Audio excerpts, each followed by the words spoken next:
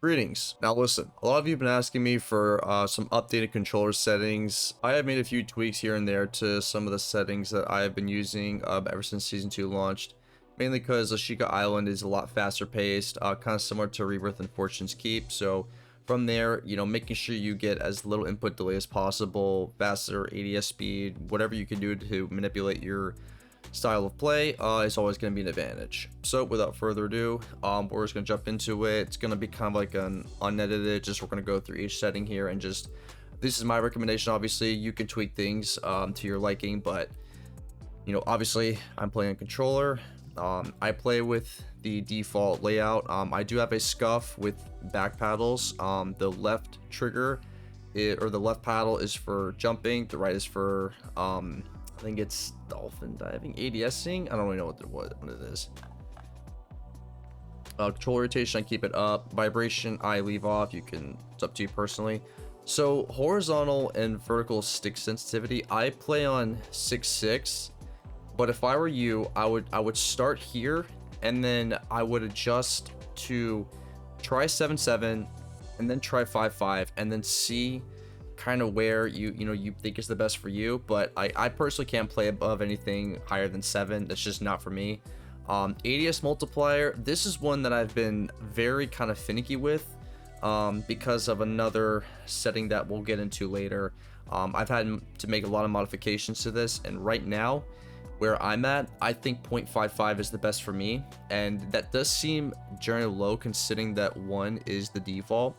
But the thing is, like the lower your ADS sensitivity is, the stronger the aim assist is gonna be able to kick into effect. So that's why we want to keep that somewhere in the low margin. Again, I'll play with this number a bit as well, but this is where I would start.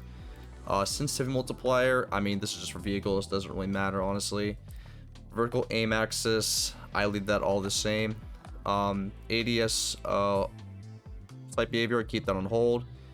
Change the shared input, I leave that as just sprint out the goal. Automatic sprint, I have auto tech sprint on. Equipment behavior, I have hold. Weapon mount activation is ADS melee. Interact real behavior, prioritize interact. This is a big one right now in Warzone 2. There does seem to be situations where, like, so when I'm around, when I need to reload my weapon and I'm around a lot of loot, unless I like literally leave the radius in which the loot is in, this is kind of finicky. I think they need to still make adjustments to the loot with like the looting interaction. Leave this as prioritize for interact right now. I think they'll improve it a bit more, but right now it's kind of finicky. Trying to reload your gun is a bit of a pain. And then armor plate behavior, you must have on apply all, especially after the plate speed buff. This is an essential one. Some people forget to turn this on. Definitely make sure you have this checked. We go to advanced. Target aim assist, I leave this on. Aim assist type. So beforehand, I used to play on Black Ops, but then I think in Season 1 Reloaded, they nerfed it pretty hard. So I just play on the default now. I wouldn't even recommend trying precision or focusing. I just don't think it's worth it. You can try Black Ops if you want to. I know maybe a few people still use it, but I don't think it's the go-to anymore. I think the default is just the better way to go. ADS aim assist, this doesn't apply. It's only applies to single player. Third person ADS correction, I leave that just on assist. So aim response curve type. So if you remember me from Warzone 1, I actually played on linear. I was playing on linear in the beginning of Warzone 2 for probably 2 months or so, and I now am on dynamic. I've actually found that dynamic is better than linear in this game than it was in Warzone 1. I know dynamic was the more popular in Warzone 1, but linear in this game doesn't feel the same. I don't feel like it's as sticky as dynamic with the way the other settings are combined together. That's the weird part about aim assist 2, is that like everything it all factors in together to some extent. And right now dynamic is just better. I'm having better results with it. I wouldn't even try linear now at this point. You can, but just I've had a real good feel for the two of them, and I just think dynamic is just better overall. ADS sensitivity multiplier focus. This is only applying when you're focusing your steady aiming. I leave some 0.65. You only do this with sniper rifles, assuming you're not using anything with like a hold your breath on an AR optic. I wouldn't even bother doing that. ADS sensitivity transition timing. make sure that this is instant. You want to make sure that as soon as like you go into that ADS transition, you are instantly having this focus multiplier applied in. I don't use a custom sensitivity per zoom. You can if you want to, and the reason for that is just, I mean, we're at a point now to where like what all we use is like the aim op v4 optic, and that's it. And snipers in this game are completely useless until they make them one shot. We're never going to see snipers, and I can promise you right now we're going to see a change of that at some point. The data that they're looking at, I shot like literally pistols and shotguns are getting more use than sniper rifles in this game, so they're gonna have to fix that. Input dead zone. So this is probably one of the most important categories. Left stick and the right stick min I have set to 0.03 for both of them. This basically is kind of like, you know, how fast you want the response time to be. You want this to be as low as possible. I would not put it on 0.0 because what's going to end up happening is your inputs are going to be so like all over the place, where like with your sensitivity, it may not align correctly when you go into ADS transition mode. So you want to have a little bit of a delay to make sure that other things can be like, I guess it flows together pretty well. But the left stick max, you want to put this on 0.85. The reason being is, assuming you're playing on the default layout, this will have a direct impact on your sprint to fire speed. You know, essentially like when you're moving and like there's just gonna be less of a delay. You put this too low though, it's gonna throw your your look at your right joystick. You want this to be kind of be somewhat similar to the, you don't want it to be too far out. Putting this too low is gonna mess up like your look around. Leaving this right here is just fine, and you get a little bit of a sprint to fire speed decrease. That was a really terrible way to explain it, but you know what I'm trying to say. 0.99 right stick, you leave that as the same. I would not change this. Left and right trigger. So you want this on 0 basically. This basically ensures that there's almost zero delay in your shots. This is kind of why I said, you know, again, these coincide with these as well too, because you don't want certain things to be going too fast or too slow. There is a sweet spot, and this for me is where I'm at right now. I may adjust these two a little bit. I'm not entirely sure yet, but I'm still kind of playtesting.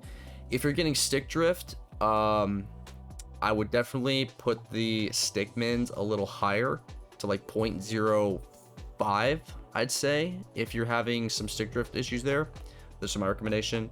Gyro aiming, I've seen like a few clips with this. I mean, it's kind of just, I don't think there's a point to it. I wouldn't even bother messing around with it. I mean, you can if you want to, but I don't think there's a reason for this at all. There's no like real benefit to using gyro aiming at the moment until like a big exploit is discovered or something like that.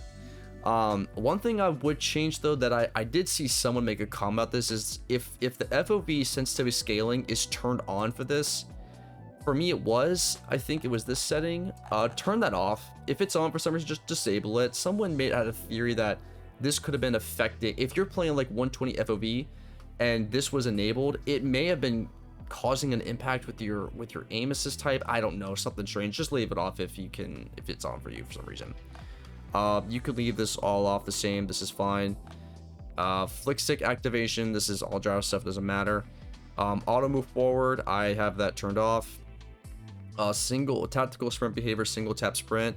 So this is a setting that in Warzone 1, this is how it was in Warzone 1 with all these three settings here. I've never found a difference between these three.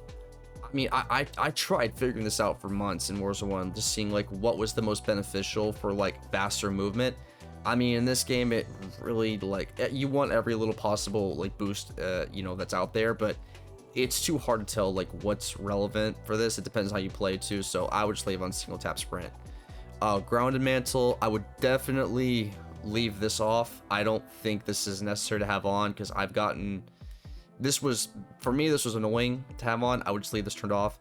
Automatic airborne mantle, I would have that off. Automatic ground mantle, I would have that off as well. Like, cause the last thing, the animations of this game will just get you, man. It'll get you, so you don't want that stuff enabled. Invert slide and die behavior. So I actually, some people were telling me to have this set to inverted. So, I mean, I would play around with this a little bit. I tried it myself in like I guess the firing range, and I actually think standard's better for me. But personally, I think inverts is fine. Maybe I'll swap between the two. You know, I haven't tried it in like an actual game, just in like the firing range, but definitely test out between the two of these and see what you like better for yourself. Plunging underwater. So this one's actually big. You want to have plunge freely, because this is basically this is just like a quicker way to transition in and out of the water. Because diving in Nashika Island and like using the water is actually critical for escaping gunfights and stuff. I've actually had pretty decent luck with like using the water like pathways to maneuver around teams and whatnot. So make sure you have this to plunge freely. Parachute auto deploy. I mean, I just have this on in case I for some reason just, I don't know, saves a death if I'm AFK or something. Sprinting door bash, definitely leave this on.